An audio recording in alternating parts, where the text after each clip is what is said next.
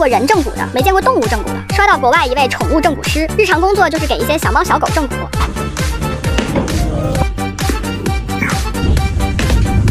每只动物被正骨后，都露出了清澈的眼神。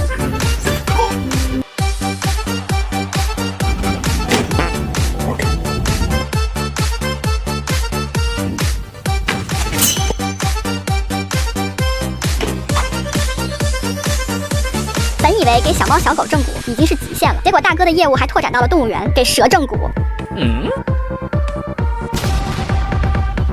给狮子正骨，给驴正骨，给马正骨，甚至还能给兔子正骨。我的哥，到底还有什么骨是你正不了的？